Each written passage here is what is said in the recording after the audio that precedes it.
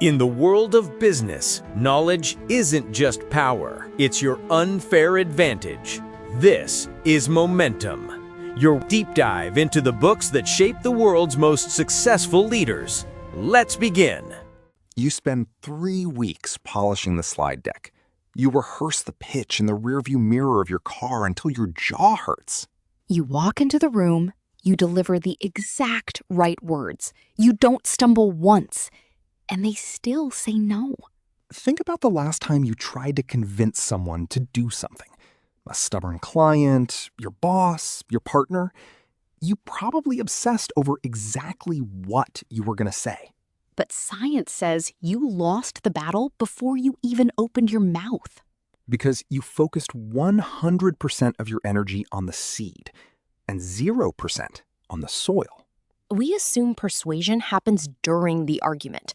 But the human brain doesn't work like that.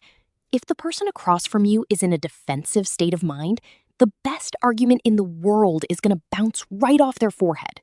Which brings us to a salesman named Richard. Richard sold very expensive home fire alarm systems, and he was destroying the competition. He was outselling every other rep in his company by a mile. But here is the fascinating part. Richard's pitch wasn't better. If you read the transcript of what he said to the customers, it was identical to the lowest performing salespeople. The secret to Richard's success was a highly weird, perfectly timed mistake that he made in every single house. I love this story, and it sounds completely backwards when you first hear it. Let's set the scene. Richard goes into a family's house. He sits down at the kitchen table with the parents and starts a mandatory knowledge test about fire safety. And then, right before he begins the actual sales presentation, he stops.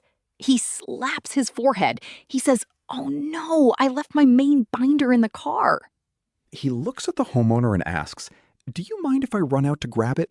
Oh, and I don't want to lock myself out. Can I borrow your house key?" The homeowner almost always says yes. They hand a total stranger the key to their front door. Richard goes to the car, gets the binder, comes back, and eventually closes a massive sale. Wait, he asks for their house key? That sounds completely insane. If a salesman asked for my house key, I'd throw him out. I know, stay with me. It sounds like a great way to lose a customer. But here is the crazy part. Richard didn't forget his binder. He left it in the car on purpose. He orchestrated this mistake every single time. Why on earth would a salesman intentionally make himself look forgetful? Doesn't that destroy his authority? I'll tell you why in a second. But first, let's look at what he's actually doing. He's not changing his product. He's not changing his price. He is altering the psychological state of the buyer before the product is even mentioned.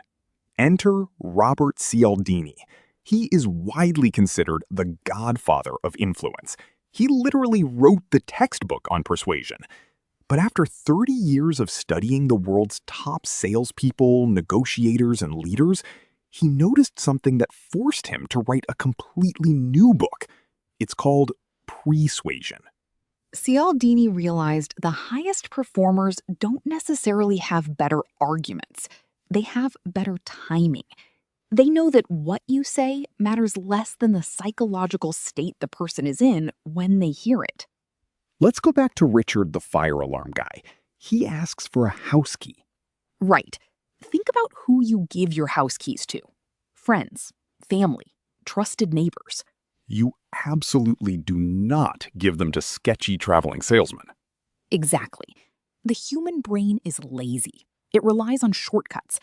By manufacturing a situation where the homeowner hands him a key, Richard forces the homeowner's brain to subconsciously categorize him as family, or at least a trusted insider.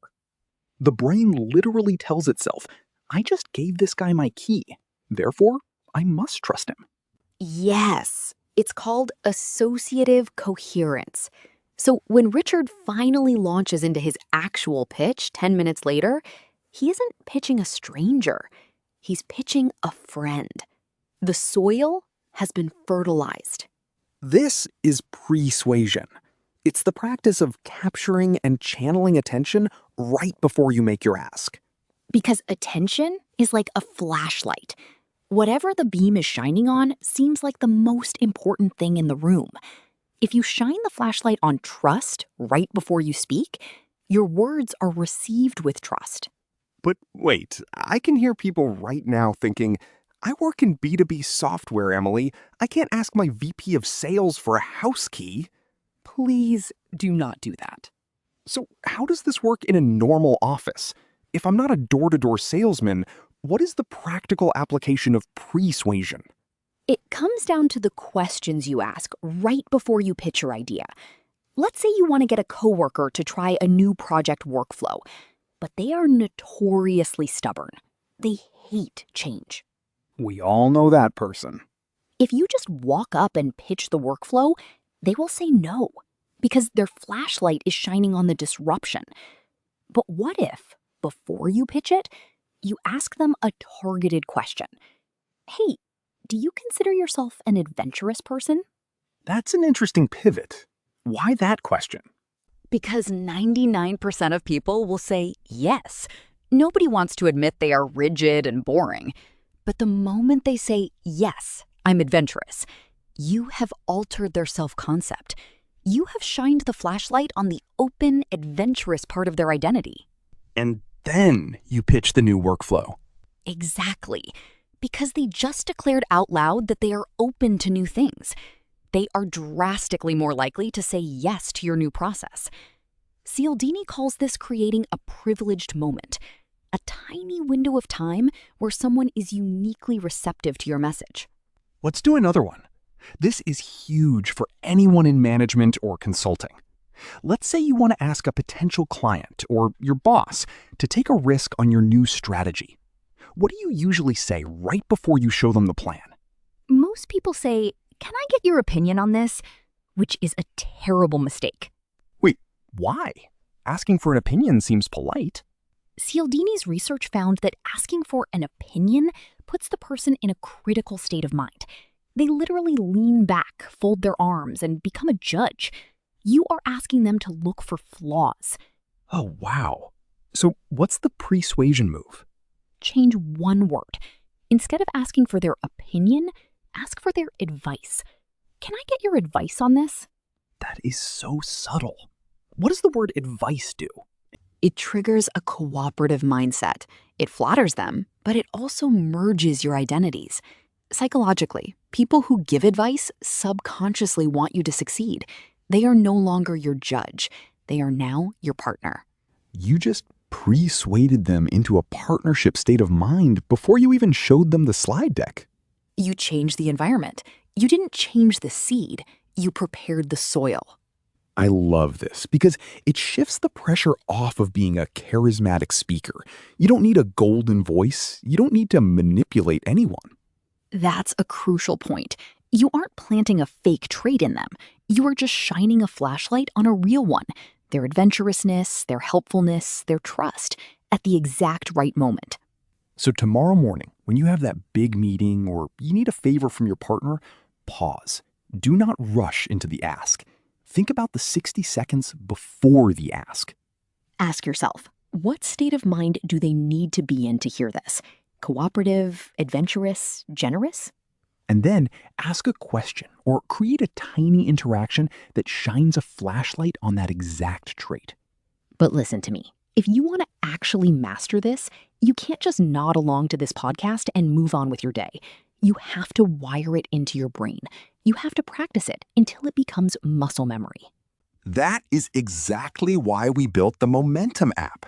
Go to the app right now, open the Pre-Suasion module, and play through the 2-minute interactive scenario we built for this episode.